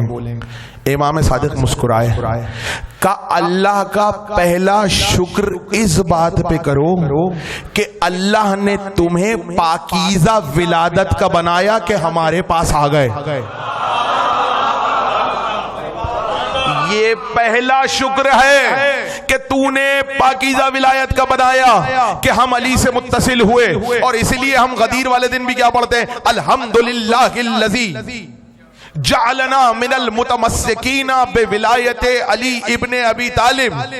اس اللہ کی حمد ہے جس نے ہمیں متمسک کیا ولایت علی سے۔ ترجمہ اردو میں کیا کریں گے؟ جس نے ہمیں ولایت علی سے ملا دیا، جوڑ دیا۔ دونوں ترجمے غلط ہیں جی، جوڑنے کا بھی نہیں ہے، ملانے کا بھی نہیں ہے، لگانے کا بھی نہیں ہے۔ جملہ سن لیں، اس اللہ کی حمد ہے جس نے ہمیں ولایت علی سے متمسک کیا۔ یہ ہاں مس کا لفظ بھی ہے، لیکن یہ اس سے آگے کی بات ہے، متمسک الگ چیز ہے۔ یہ مائک ہے، یہ اس کے ساتھ جڑا ہوا ہے، لیکن یہ میں نے الگ کر دیا، یہ جڑا ہوا تھا، میں نے اس کو الگ کر دیا، یہ واپس جوڑ دیا۔ یہ کہے گا جڑنا۔ یہ پینافلیکس اس دیوار پہ لگا ہوا ہے، چپکا ہوا ہے، میں اس دیوار سے پینافلیکس کو اتار دوں، یہ الگ ہو گیا، وہ الگ ہو گیا، یہ بھی متمسک نہیں کہلائے گا۔ یہ موبائل اسٹینڈ میں لگا ہوا ہے، یہ موبائل الگ کر دیں، اسٹینڈ الگ کر کے رکھ دیں، یہ بھی متمسک نہیں کہلائے گا، جڑا ہوا ہے، متمسک نہیں ہے۔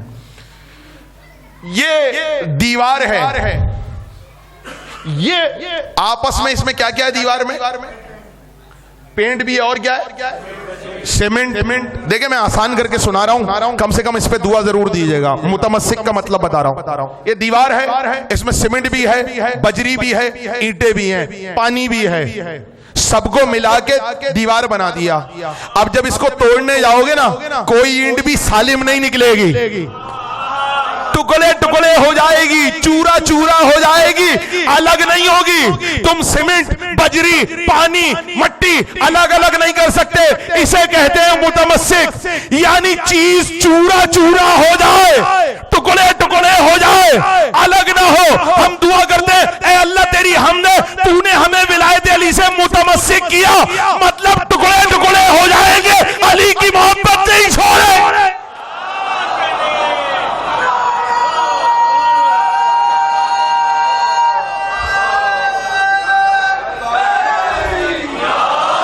اسے کہتے ہیں متمسک۔ ایسے کہ اگر توڑنے جاؤ گے چورا چورا ہو جائے گی، الگ الگ نہیں ہوگی۔ تو یہی تو قمبر نے کہا تھا، مولا نے فرمایا قمبر میرے دشمن تجھے قتل کریں گے، ٹکڑے کر کے تجھے جلا دیں گے۔ قمبر نے مولا علی کو دیکھا، مسکرائے، کہا بس ایک بار بھائی بولو تاکہ پہچانے جاؤ۔ کہا اے قمبر تجھے میری محبت میں ٹکڑے ٹکڑے کر دیا جائے گا، جلا دیا جائے گا۔ قمبر نے کہا مولا بس ایک بار، خدا کی قسم اگر مجھ کو 70,000 مرتبہ زندہ کیا جائے اور پھر ٹکڑے کیا جائے، پھر زندہ کیا جائے، پھر ٹکڑے کیا جائے، خدا کی قسم مولا میرے دل سے آپ کی محبت نہیں نکل سکتی۔ اسے کہتے ہیں متمسک۔ اب سمجھ میں آیا اٹھتے بیٹھتے علی علی کیوں کرتے ہیں؟ یہ ہماری کھال نہیں ہے، یہ خون نہیں ہے، یہ علی علی ہے جو ماؤں کے ذریعے آیا ہے۔ یہ ماؤں کے ذریعے علی علی، یہ ماں کے دودھ کا اثر ہے، یہ ماں کے خون کا اثر ہے، یہ ماں کی نیکی کا اثر ہے کہ ہم علی علی کر رہے ہیں۔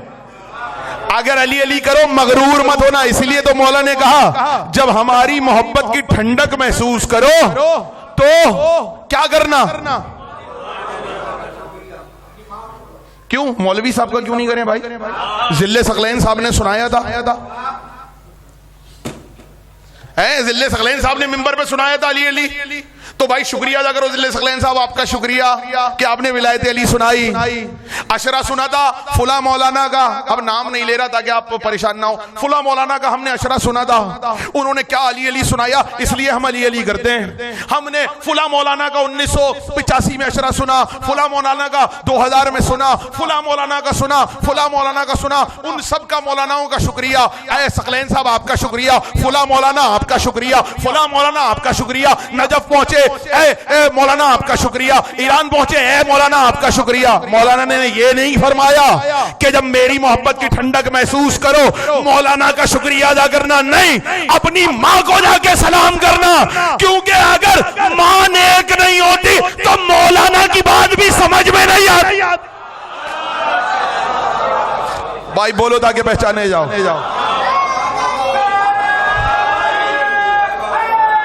جملہ ضائع تو نہ کریں گے. اگر ماں نیک نہ ہو تو مولانا تو پھر مولانا ہے، رسول کی غدیر کی آواز سمجھ میں نہ آئے. اس لیے ماں کا شکریہ ادا کرو کہ ماں نے تمہیں محبت علی پر پروان چڑھایا. اور ایسے تھوڑی نام ہے مرحومہ شبی زہرا، تو نام بھی دیکھ کے رکھے آتے ہیں. بتائیے شبی زہرا کون ہے؟ ویسے ان کا نام تھا لیکن اصل میں کون ہے؟ سلامت رہیں آپ. بی بی زینب کو کہا جاتا ہے ثانیہ زہرا. اور امام حسین کے گھر میں 4 شبیہیں زہرا تھیں. جناب زینب، ثانیہ زہرا، شبیہ زہرا، فاطمہ، جناب فاطمہ کبریٰ، جناب فاطمہ صغریٰ اور جناب فاطمہ جناب سکینہ. تینوں کے لیے کہتے ہیں تینوں جناب زہرا کی شبیہ تھی. دیکھیں ابھی جناب زینب کا دن گزرا ہے اور کل بھی میں نے رات میں یہاں پہ جناب زینب کا ذکر کیا. معلوم ہے نا کون بیٹی ہے یہ؟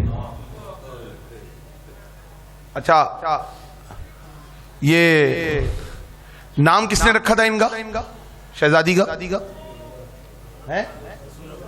ہاں صحیح، بالکل صحیح بول رہے ہیں. کس نے نام رکھا تھا؟ رسول خدا نے نام رکھا تھا. آپ کو پتا ہے جب جناب زینب اس دنیا میں تشریف لائیں پہلی شعبان کو، تو رسول اللہ مدینے میں نہیں تھے. جی رسول اللہ مدینے میں نہیں تھے، سفر میں تھے. 3 دن بعد رسول اللہ آئے. اور علی و زہرا کے گھر میں ہوتا یہ تھا اس وقت تک نام نہیں رکھا جاتا تھا جب تک رسول اللہ نام نہ دے دیں. حالانکہ علی کو بھی پتا تھا کیا نام رکھیں گے، مولا علی کو بھی پتا تھا، جناب زہرا کو بھی پتا تھا، جناب سب کو پتا تھا کہ نام کیا رکھا جائے گا. لیکن جب تک رسول اللہ آگے نہ کہہ دیں اس کا یہ نام ہے تب تک کیسے نام رکھ لیں گے. اب ہوا یہ کہ انہوں نے پہلی شعبان کو جناب زینب کی آمد ہوئی. رسول اللہ سفر میں تھے، 3 دن بعد آئے. 3 دن تک جناب زینب کو زینب کہہ کے نہیں پکارا گیا. مولا علی نے زینب نہیں کہا، بی بی سیدہ نے زینب نہیں کہا، امام حسن حسین نے زینب نہیں کہا. 3 دن تک. اب بچی کو پکارنا تو ہے تو کس نام سے پکاریں گے؟ جملہ یہ آپ کے لیے تحفہ ہے. 3 دن تک ان کو کہنے لگے علی بھائی رسول اللہ کے نام رکھیں گے تو بچی کو 3 دن کیا کہیں گے؟ مولا علی نے چہرہ دیکھا، کہا ثانیہ زہرا ہے. 3 دن تک شہزادی کو ثانیہ زہرا کہہ کر پکارا جاتا رہا. جب رسول اللہ آئے، پہلی شعبان، دوسری شعبان، تیسری شعبان، اور وہ تیسری شعبان کون سا دن تھا؟ حسین کی آمد کا دن. حسین کی آمد کے دن رسول نے آ کر دوہری خوشی منائی. حسین کی آمد کے دن ان کا نام رکھا. علی نے جب ہاتھوں میں لیا تھا تو چہرہ دیکھ کے کہا تھا یہ ثانیہ زہرا ہے. رسول نے ہاتھوں میں لیا، کہا یہ زینب ہے. کہاں بیٹھے جملہ میرا آپ کے لیے. رسول نے دیکھ کے کہا زینب ہے، علی نے دیکھ کے کہا زہرا کی شبیہ ہے. رسول نے دیکھ کے کہا علی کی شبیہ ہے. تو زینب اس بلندی کا نام ہے جس میں رسول کی شباہت بھی ہو, زہرا کی شباہت بھی ہو. بات سمجھ میں آئی؟ رسول کی بھی شباہت, زہرا کی بھی شباہت, دونوں کی شباہت ایک جگہ جمع ہو گئی. اسے کہتے ہیں زینب, اپنے باپ کی زینت. اور ایسی بی اللہ اکبر مقام. اچھا یہ بتائیے, رسول اللہ کو دیکھ کر سب اپنی نشست سے کھڑے ہو جاتے تھے. رسول کس کو دیکھ کے اٹھتے تھے؟ سب بولیں تو بات بنے. شہزادی کو دیکھ کر رسول اللہ اپنی نشست سے اٹھ کر کھڑے ہو جاتے تھے. ایسا ہی ہے. اچھا اب وہ یہ کہ ایک دن امام حسن اور حسین, جس کو آل محمد نے جتنی قوت عطا کی ہے اتنی بلند آواز سے صلوات پڑھے مل کے محمد والا.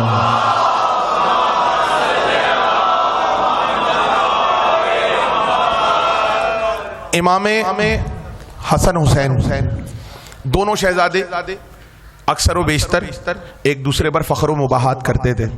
اس لیے نہیں کرتے تھے کہ میں زیادہ بلند ہوں, یا علی و زہرا نے فخر و مباحات کیا تو اس لیے نہیں کہ میں زیادہ بلند ہوں, نہیں, اس لیے کہ ہمارے فضائل ہمارے علاوہ کون سنائے گا. تو اس طرح دونوں شہزادوں نے آپس میں فخر و مباحات کیا تو لوگوں کو اور فضائل پتہ چلے. ایک دن دونوں شہزادے کھڑے ہو گئے. دیکھیں اس طرح کے بہت سارے مقابلے. ایک مقابلہ وہ ہے کہ دونوں شہزادوں نے تختیاں لکھی اور لے کے گئے کہ نانا ہم میں سے کس کی جو لکھائی ہے وہ اچھی ہے. تو رسول اللہ نے کہا دونوں تختی لکھو, یہ موتی ہیں, جس کی لکھائی زیادہ اچھی ہوگی اس کو 4 موتی دیے جائیں گے, جس کی کم اچھی ہوگی اس کو 3 دیے جائیں گے. دونوں نے تختی لکھی, تختی لکھ کے رسول اللہ کے پاس لے کے گئے. نانا کس کی لکھائی اچھی ہے؟ اب دونوں حسن حسین ہیں, جس کی لکھائی ذرا سی بھی کم ہو جائے ایسا ہو ہی نہیں سکتا. دونوں قرآن. اب رسول نے دونوں کی تحریر دیکھی, کہا بھائی حسن تمہاری تحریر بھی بہت اچھی ہے, تمہاری بھی بہت اچھی ہے. اب موتی ہیں 7 اور شہزادے ہیں 2, تقسیم کیسے کریں؟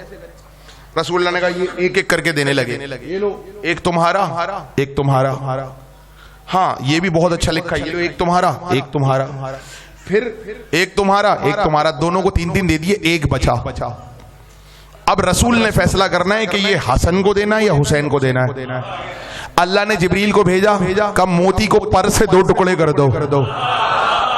جبریل آئے, موتی کو 2 ٹکڑے کر دیا, آدھا حسن کے لیے آدھا حسین کے لیے. کہا تم دونوں کی لکھائی بہت اچھی ہے. ایسے ایک اور مقابلہ ہے, دونوں شہزادے آپس میں زور آزمائی کر رہے تھے. ایسے واقعات پہ پوری تقریر ہو سکتی ہے. دونوں شہزادے آپس میں زور آزمائی کر رہے تھے. زور آزمائی کرتے کرتے اچانک نانا بتائیے ہم میں سے کون زیادہ اچھی زور آزمائی کر رہا ہے. کہا تم دونوں شہزادے. اچھا اس طرف کھڑے ہوئے رسول اللہ نے کہنا شروع کیا شاباش حسن, زور لگاؤ. اب دونوں شہزادے آپس میں زور آزمائی کر رہے ہیں. یہ کھیل نہیں ہے, ان کے کاموں کو اپنے بچوں کی طرح مت سمجھنا کہ لڑائی کر رہے تھے. یہ لڑائی نہیں ہے, یہ خدائی نظام چلا رہے ہیں. جی یہ مت سمجھنا کہ یہ کھیل کود ہے, نہیں. رسول اللہ نے جیسے ہی دیکھا دونوں شہزادے آپس میں زور لگا رہے ہیں, نانا بتائیے ہم میں سے کس کا زور زیادہ ہے. رسول اللہ حسن کے پیچھے آئے اور کہنے لگے شاباش حسن, زور لگاؤ. جب علی نے دیکھا رسول حسن کی طرف سے بول رہے ہیں یا بعض روایت میں رسول حسین کی طرف سے بول رہے ہیں کہ حسین زور لگاؤ, تو مولا علی آ کے حسن کے پیچھے کھڑے ہو گئے, حسن تم بھی زور لگاؤ. یعنی ایک نور اس طرف کھڑا ہوا, ایک نور اس طرف کھڑا ہوا اور دونوں شہزادوں کا حوصلہ بڑھا رہے. 2 مقابلے ہو گئے. بات کہاں روکی تھی میں نے؟ دونوں شہزادوں میں کئی بار ایسا ہوا. ایک دن میں موضوع ہے میرا جناب زینب پہ آ گیا ہوں میں, اور تقریر خاتمے کی طرف بڑھ رہی ہے. ایک دن دونوں شہزادے آ کے نانا کے سامنے کھڑے ہو گئے. دونوں شہزادے آ کے توجہ, دونوں شہزادے آ کے نانا کے سامنے کھڑے ہوئے. نانا دیکھیے میرا قد بڑا ہے نا, حسن نے کہا حسین آئے, نانا دیکھیں میرا قد بڑھا ہے نا. اب دونوں شہزادے آپس میں ایک دوسرے سے گفتگو کر رہے ہیں. حسن کہہ رہے ہیں نانا بتائیے میرا قد بڑھا ہے. حسین کہہ رہے ہیں نانا بتائیے میرا قد بڑھا ہے. اب رسول کیسے کہتے ہیں؟ دونوں کا قد برابر, دونوں کی آنکھیں برابر, دونوں کے زلفیں برابر, دونوں کا عہدہ برابر, دونوں کے فضائل برابر, دونوں کے مرتبے برابر, دونوں بالکل برابر. نانا میرا قد بڑا ہے, نانا میرا قد بڑا ہے. اب رسول اللہ کیسے کہہ دیں؟ اب اس کا طریقہ رسول کی سمجھ میں آیا. رسول آگے بڑھے اور حسن کو اٹھایا اور حسن کو اپنے دوش پہ بٹھایا اور ایک بار اٹھ کے کھڑے ہو گئے. کل لو حسن تمہارا قد بڑا ہو گیا. ابھی جیسے ہی رسول نے یہ کیا, علی دوڑے اور حسین کو اپنے دوش پہ بٹھایا اور علی بھی اٹھ کے کھڑے ہو گئے. لو حسین تمہارا قد بھی بڑا ہو گیا. بھائی بولو تاکہ پہچانے جاؤ. مجھے نہیں معلوم یہ منظر آپ نے سنا کہ نہیں سنا, ذمہ داری سے منظر آپ کو سنا رہا ہوں. ادھر سے رسول نے حسن کو دوش پہ اٹھایا کہ حسن کا قد بڑا نظر آئے, ادھر سے علی نے حسین کو دوش پہ اٹھایا کہ حسین کا قد بڑا نظر آئے. بات پہنچ رہی ہے, توجہ میری طرف. تقریر ختم ہو گئی, رضا عباس آ گئے ہیں, اپنا ہو خالی کریں گے. میری طرف توجہ. ادھر سے رسول نے دوش پہ بٹھایا کہ حسن کا قد بڑا نظر آئے, ادھر سے حسین نے دوش پہ اٹھایا, حسین کو دوش پہ اٹھایا علی نے کہ حسین کا قد بڑا نظر آئے. پھر بھی دونوں کا قد برابر, کیونکہ علی اور رسول کا قد برابر ہے.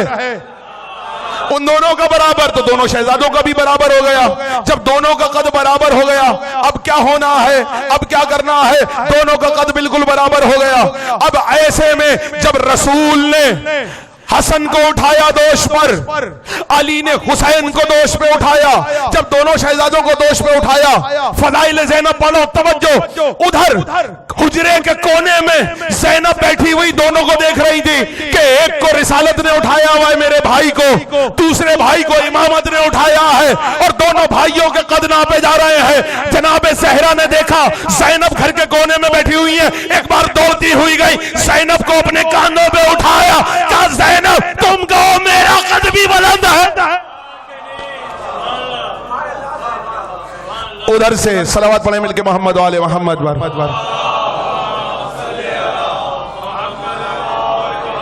زینب تم کہو میرا قد بھی بلند ہے. ایک کو حسن کو رسول نے اٹھایا, ایک کو علی نے اٹھایا. حسن رسالت کے کاندھوں پہ, عہدہ کس کا بڑا ہوا یہ آپ مجھے بتا دیں. فضائل کا آخری جملہ, رسول نے کاندھوں پہ, رسول کے کاندھوں پہ حسن ہے, تو حسن کا بوجھ کس نے اٹھایا؟ رسالت نے. حسین کا بوجھ امامت نے, اور جناب زینب کو کس نے اٹھایا؟ عصمت نے. جناب سیدہ نے کاندھوں پہ اٹھایا. یہ ہے زینب کا مقام. وہ بی بی ایک دن مولا علی بیٹھے ہوئے تھے اور کہنے لگے مولا علی, جناب زینب نے سوال کیا. علی ہر ایک سے کہتے تھے پوچھو مجھ سے. جناب زینب نے کہا بابا آپ سے سوال کرنا ہے. کہا پوچھو بیٹا. کہا بابا یہ بتائیے کہ آپ اللہ سے محبت کرتے ہیں؟ علی نے کہا ہاں بے شک میں اللہ سے محبت کرتا ہوں. دوسرا سوال, بابا آپ مجھ سے محبت کرتے ہیں؟ کہا ہاں کرتا ہوں. کہ بابا ایک دل میں دو محبتیں جمع کیسے ہو جاتی ہیں؟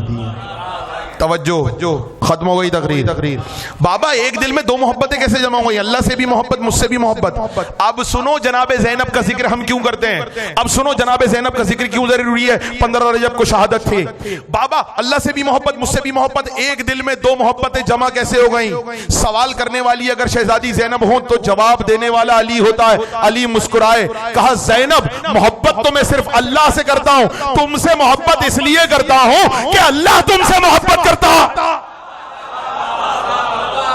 اللہ کی محبت کی وجہ سے محبت کرتا ہوں.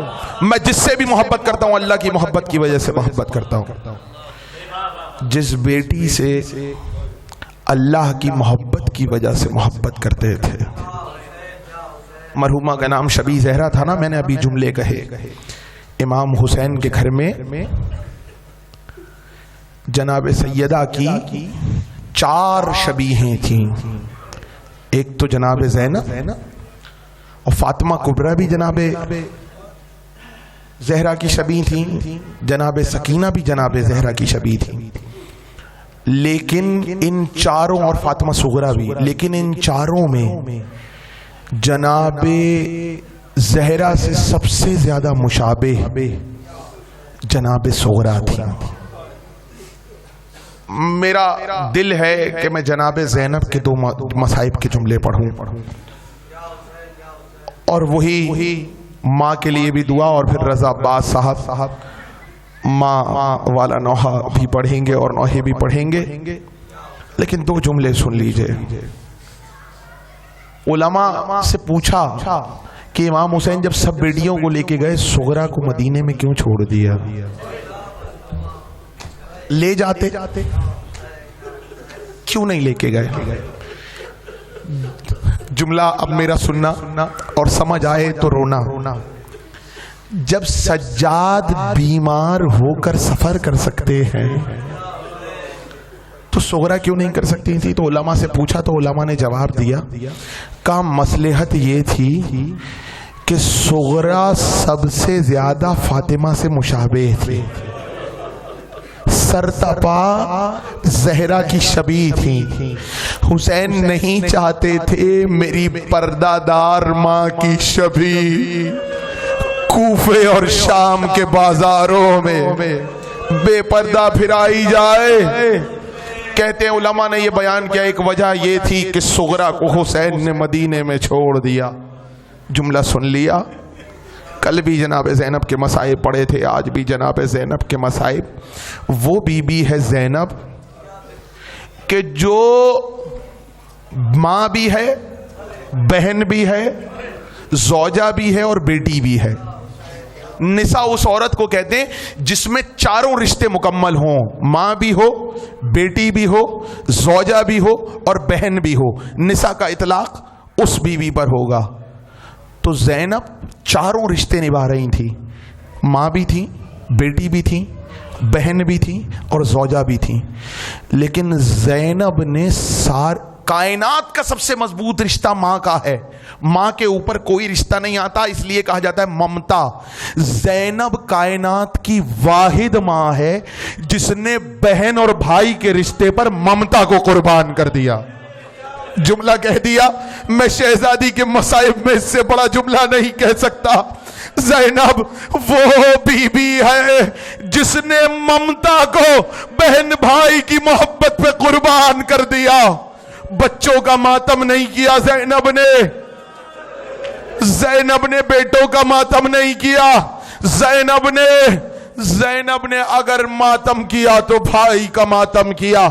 کہتے ہیں بھائی پر قربان کر دیا اپنے بیٹوں کو۔ اور ماں کی مجلس ہے نا تو جملہ سن لو، لیکن ماں کی ممتا دل میں تو ہوگی، اس لیے جملہ ہے جب دونوں بچوں کے لاشیں آئے تو واحد ماں تھی کہ بچوں کا لاشا آ گیا اور شہزادی زینب سجدہ شکر میں تھی۔ اور میر انیس نے منظر لکھا، جب لوگوں نے کہا نا اے شہزادی زینب اٹھئے آپ کے بچوں کے لاشیں آئے ہیں، تو میر انیس نے منظر کھینچا اور اس پہ گریہ کرنا، جو جوان جہاں بیٹھا ہے، جو بزرگ جہاں بیٹھا ہے، یہی رونا مال مجلس ہے۔ میر انیس نے مصرے کہے، باجے والوں کی صدا زیر قناعت آتی ہے، باجے والوں کی صدا زیر قناعت آتی ہے، کیسے لاشیں میرے بچوں کی بارات آتی، اجرکم الزہرا، کیسے لاشیں میرے بچوں کی بارات آتی ہے۔ زینب اون و محمد کو نہیں روئی، ممتا کو قربان کر دیا، بھائی کا ماتم کیا۔ پورے راستے ایک روایت نہیں ملتی کہ جناب زینب نے کبھی اس نیزے کے نیچے، ان نیزوں کے نیچے جا کر بین کیے ہوں جس پر اون و محمد کے لاشیں تھے، کبھی نہیں کیے۔ اون و محمد کے سر کے نیچے بین نہیں کیے، اگر بین ملیں گے تو حسین کے سر کے نیچے، کبھی علی اکبر کے سر کے نیچے۔ ارے میری شہزادی بچوں کو نہیں روئی، یہاں تک کہ جب رہائی ملی اور جہاں پر ماتم کے لیے مجلس رکھی گئی وہاں پر جب سر آئے، تبرکات آئے، تو ہر بی بی نے آگے بڑھ کے سر کو لیا۔ کسی بی بی نے اکبر جواں کا سر لیا، کسی نے قاسم کا سر دامن میں لیا، کسی نے حسین کا سر لیا، ایسے میں تشت میں 2 سر رکھے رہے۔ کسی نے کہا ارے ان بچوں کی ماں مر گئی ہے، کوئی ان بچوں کے سروں کا لینے والا نہیں ہے۔ فضہ اپنی دامن آگے بڑھا کے آگے بڑھی اور کہتی ہے ارے میرے شہزادی زینب کے بچوں کے سر ہیں، میری بیوی اپنے بھائی کے سر کے ماتم سے فرصت نہیں ہے۔ آخری دو جملے، زینب نہیں روئی، بہن کے رشتے پر ممتا کو قربان کر دیا۔ لاشیں آئے، دفن بھی ہو گئے، اور جب زینب کربلا پہنچی، اون و محمد کی قبروں پہ بین نہیں ملتے جناب زینب کے، کوئی بین نہیں ملا، اور اس کے بعد مدینے آئے، لوگوں نے پرسہ دینا شروع کیا، زینب نے پرسہ نہیں لیا۔ ایک روایت نہیں ملتی کہ اون و محمد کا پرسہ لیا ہو جو رونے آیا ہے، جو پرسہ دینے آیا ہے۔ کافی دن گزرنے کے بعد جناب زینب کے شوہر آئے اور ایک بار سید سجاد سے کہا اے سید سجاد، پھوپھی سے کہیے اگر ہو سکے تو کسی دن اپنے گھر تشریف لے آئے، میں چاہتا ہوں میں ان کو بھائی کا پرسہ پیش کروں۔ ایک مرتبہ جناب سجاد نے کہا پھوپھی زینب ارے ذرا اپنے گھر ہو کر آ جائیے۔ جناب زینب اپنے گھر آئی، جیسے ہی صحن میں آئی آخری جملہ، ایک مرتبہ ممتا کا جذبہ آیا، اون و محمد کے حجرے سجے ہوئے دیکھے، اون و محمد کے بستر۔ ایک مرتبہ شہزادی پہنچی، سر پہ ہاتھ مار کے کہتی ارے میرے لا اون و محمد، ارے تم نے ماں کو شاد کیا، ماں کو شرمسار ہونے سے بچایا، میرے لال اون و محمد۔ ماتم حسین، رضا عباس نوحہ خوانی کریں گے، ماتم حسین۔